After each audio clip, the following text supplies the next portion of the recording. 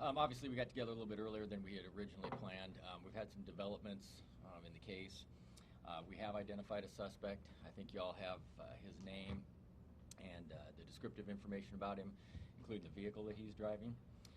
Our detectives are looking to speak with Mr. Greene right now. We think that he's got some information that's pretty critical to us closing this case out. We can't go into great detail right now, but he's definitely somebody that we want to talk to.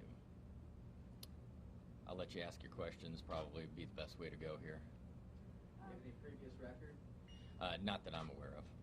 Would you say that you're looking to talk with him, or just to clarify that he is considered a suspect? The detectives have told us that he's a suspect.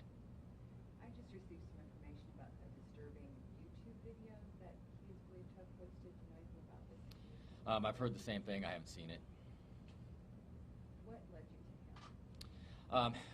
The Urbandale Police, I think Sergeant Underwood would probably speak to that a little bit better, but Sure, we can't sure. give you too many details, obviously. Yeah, at this point, I can't give you a whole lot of details as to what led us the direction of wanting to speak with him. All I can tell you is that the investigators have told us to release his information in an effort to locate him, to try to get some information we feel could be vital to what happened this morning. As far as go ahead, I'm sorry. Is he from Urbandale? I don't want to release that information yet either, because I'm really unsure of his whereabouts. Obviously, that's why we're looking for him. I don't know if he is a current resident of Urbandale or has been in the past. That information I just don't have. The detectives obviously are working on that information and trying to locate him at this point. Are you looking to speak with him in order to leave to someone else, or is this the person that you want to talk to primarily? You know, as I said, this is an ongoing investigation. I don't know what the detectives' motives are for speaking with him at this point. Okay. All I can say to you is that we want to get his information out there because we want to make an effort to try to locate him so we can find out more information about what happened earlier this morning. How did you guys exactly land on him? Through a series of leads and a series of investigative tips and some of the things the investigators have been doing have led us to believe that he's somebody that we need to speak with in regards to the incidents that occurred this morning. Do you have any sense of what may have inspired this? At this point, I don't want to speculate. I will let the detectives do their job, and they're working very hard and diligently to find out what happened. Hopefully we'll get some answers once we locate him and speak with him and the detectives complete their investigation. You know, to your question, Dan, I think you know that oftentimes with these investigations, we don't figure out what a motive is until we get done. And then there's times we can't make sense of what their motive is, or they don't even share that with us. So we're not even anywhere close to that, and we may never actually know what motivated this act. What do you know about his background, just in general? Not a lot. I mean, just basically what I shared with you is what the detectives have given us. They think he's got information, like Sergeant Underwood said, that's critical to us closing this case out. We want to find him. As we noted in the press release, there's a possibility that he's armed. We believe him to be dangerous. We don't want anybody to approach him if they see him. If they do, just call 911. Or he might be ex-military? No, I don't know that part either. Could you confirm date of birth? It was in 1970. And to clarify, you do believe that he's in like the Des Moines metro area? We don't know where he's at. If we knew where he's at, we'd go grab him up. Okay. I mean, So yeah, we don't know. No, we've sent this information out about this incident across the nation. You know, clearly there's a threat to police officers. Definitely not something we thought was going to happen here.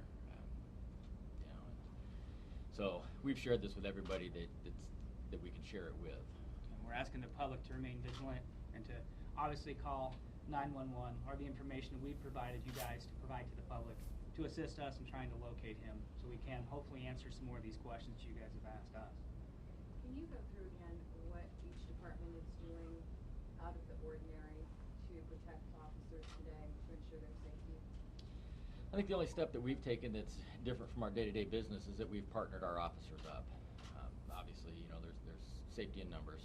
So we've partnered everybody up today. Kind of decreases our presence as we spread out through the city, but we're going to be able to cover, you know, the calls for service and provide the service that we typically do.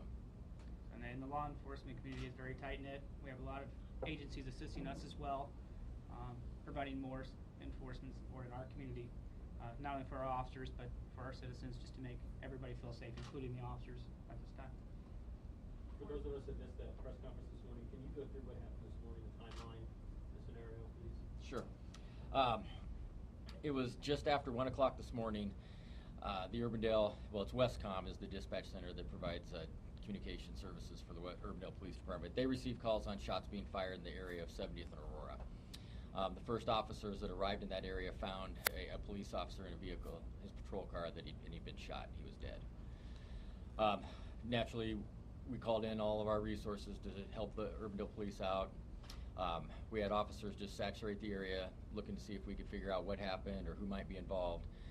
One of those officers came across a Des Moines police officer who was in his car at an intersection, and he also had been shot. He was transported to Methodist Hospital here in Des Moines, and that's where he died. Do you know if the Des Moines police officer was shot first or second? The assumption is second. There's some things on calls that we're looking at, but he went to that area to help after the first call in Urbandale. Do you know how much time was in between those two shootings? Just about 20 minutes. 20 minutes and just a little bit more, 2 miles, almost 3 miles between the two scenes. Was that suspect seen in between those shootings, do you know? We don't know that yet. We're gathering surveillance video from all the local businesses that we can get, going door to door. I mean, we're talking about 1:30 in the morning, about between 1 and 1:30 in the morning. So finding eyewitnesses is going to be difficult. Can I have your name, please? Yeah, it's Paul Parizek, P-A-R-I-Z-E-K. Chad Underwood, just like it sounds. Thank you. Do you have any sense of what kind of weaponry was used in the attack? Yeah, we do, but we can't talk about it. Well, from a, not the press, but yet from a public safety standpoint, is there anything that would be obvious that people should look for? Mr. Greene. This is a big question, and I apologize maybe for my ignorance. What kind of protection is in the windows of police cars? Are they bulletproof to a certain extent? No, or it's anything like that? tempered glass, just like the car you drive. Is there anything you can tell us about the officers? Not yet. We're working on getting that information out to you. When we've made proper notifications, we will release that information to you. We got some families spread out around the state. Do we now know if there was a camera or a body camera on the scene of either one of these incidents? We're still working the scene, so whatever evidence we gather there probably hasn't even made it back here yet.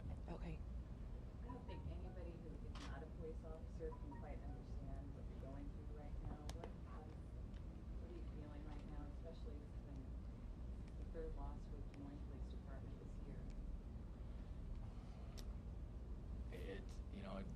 Imagine that you lost a friend or a family member. I mean, that's the only way you can describe it. Very helpless feeling at times, but the sorrow that comes with it is just as if you lost someone close to you. I mean, these were our friends. They are our coworkers. But we've discussed at length at times. The family of law enforcement. And like Sergeant Underwood just said, we're a very tight-knit community. Des Moines is not a big city. We all know each other. So, I mean, we're heartbroken. I mean, I don't know how else to put it. There's just really no words at times like this. This is the first loss in the line of duty for the Urbandale Police Department? That I'm aware of. I'd have to go back to the archives to see if there was one prior to this, but words can't describe the pain that a lot of our agency is feeling, and our community.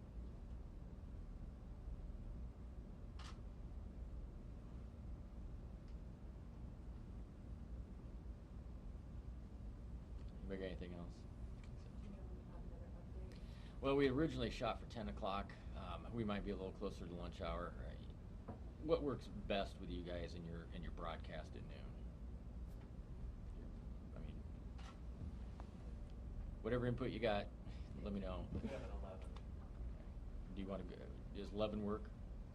We have Sure. Okay. Yeah. If we've got something to share, and I expect at that time we might be in a position to release the officers' names, we'll shoot for 11, but we will notify you well an hour in advance.